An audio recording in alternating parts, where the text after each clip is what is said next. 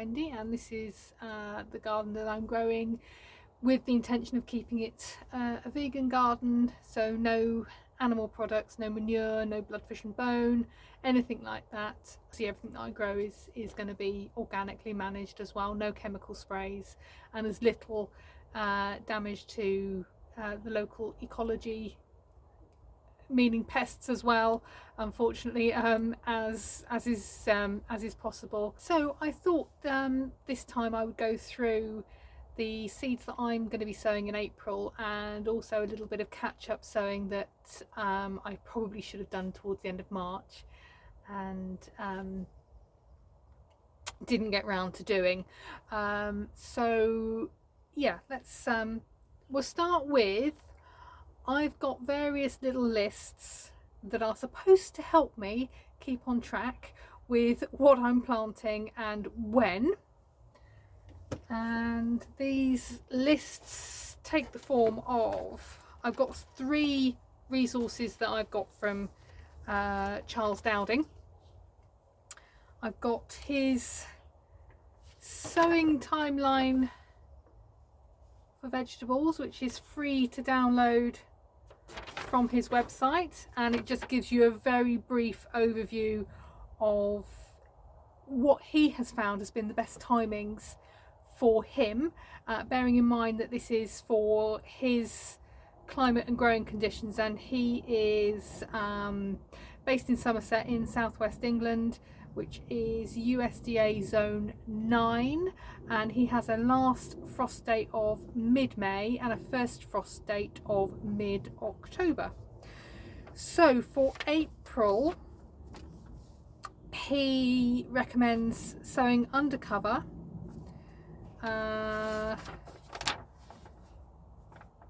peas, beetroot, celery, celeriac, tomatoes, and leeks, leaf beet, beetroot all varieties, chard towards the end of the month, tomatoes for outdoor growing, and undercover he recommends cucumbers, courgette, squash and sweet corn.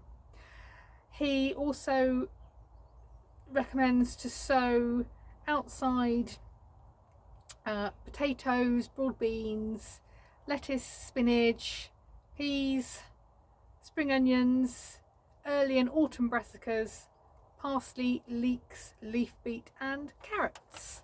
So that's this. Literally it's just a list, but you can download it for free from his website.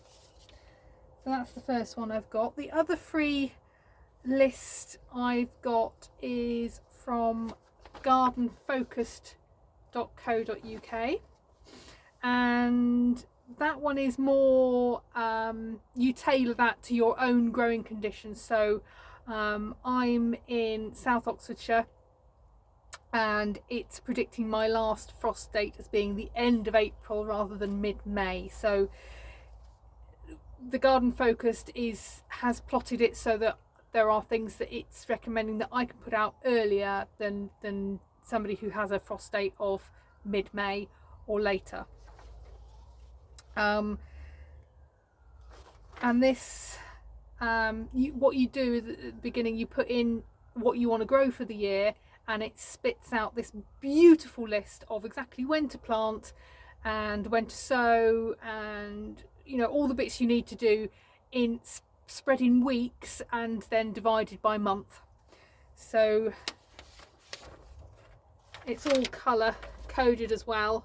So this is March, and I have got a few bits on here that I've got to catch up on. April starts at the bottom here and goes over the page. I've got all that to do in April, and then May and so on. So that's those 2, which are just lists. I also have the beautiful Charles Dowing calendar for the year, which throughout the year has, if you can see, various dates for sowing your crops throughout the year. And also within each month there's a little bit of advice at the top. And the last thing I have, which is not date specific, is the Charles Dowing diary. So this is just split into April, week 1, week 2, week 3, etc. Without any days of the week marked in. So you can use this for whatever year you're in, which I think is pretty great. And as you can see, I've put some of my own notes in there for when I've actually for when I've planted things, when I've put things in, so that I know next year when I've done things this year, so that I can either alter it or do the same again. But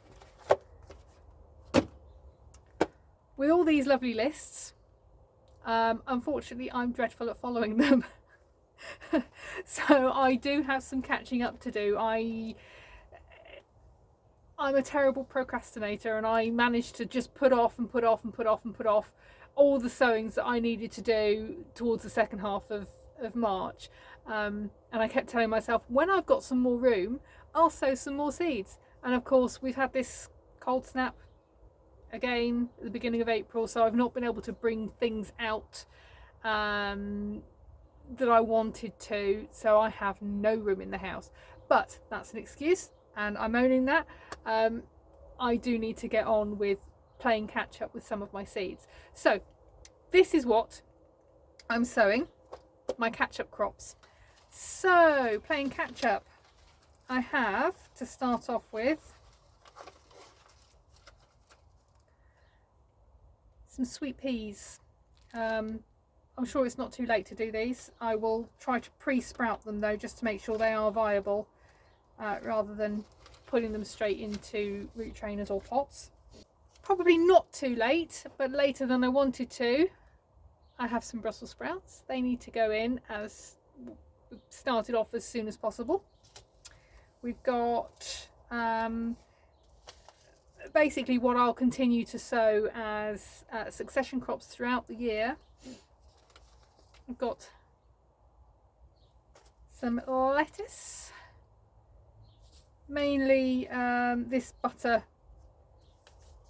head lettuce, this all year round butter lettuce, and I do have a red one to try as well.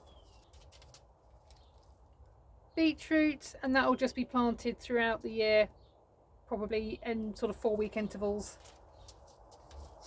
The same with the turnips, and my 3 different varieties of radish. So they'll just go in where I can find space. Anywhere that's looking like there's a bit of a gap, I'll just chuck some in.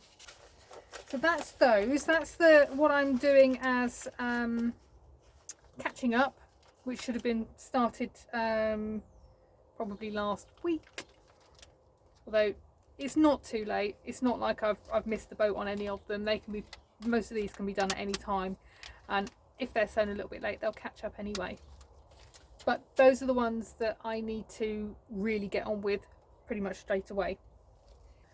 Moving further into the month, so heading towards next week, and then towards the end of the month, we've got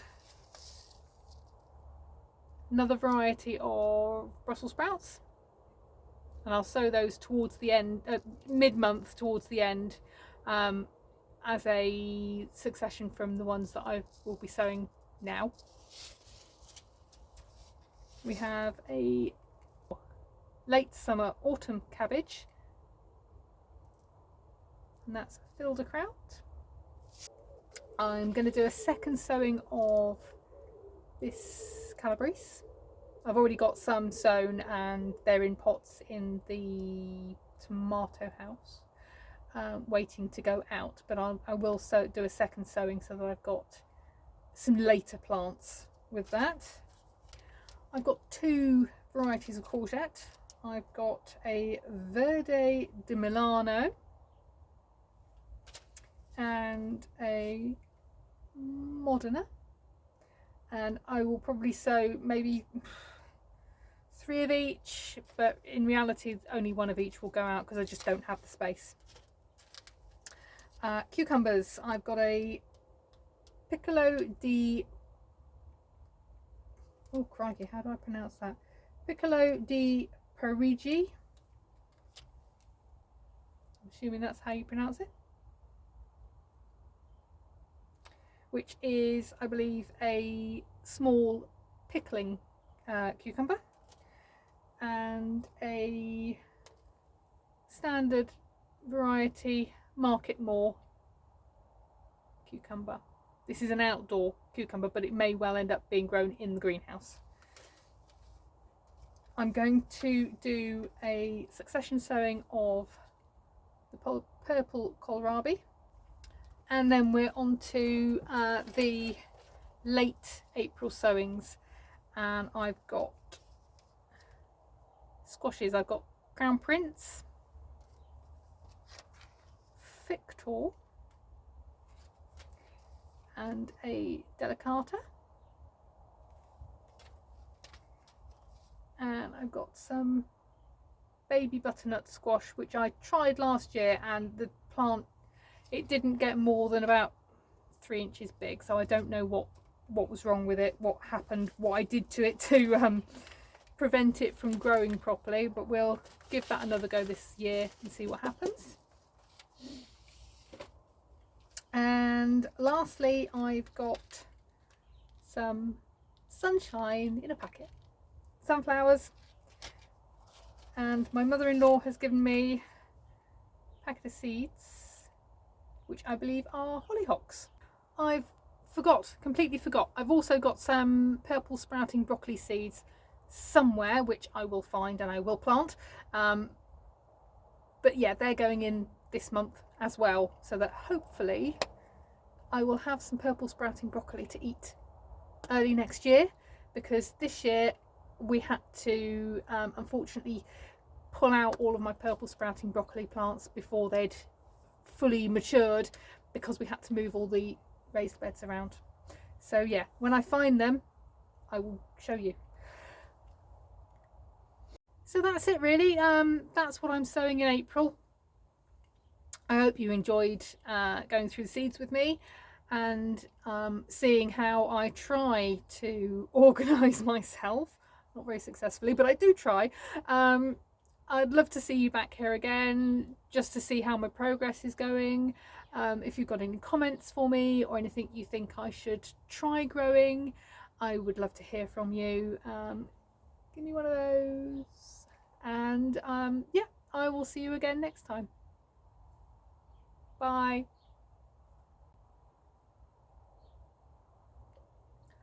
Can't beat a cup of peppermint tea on a cold day.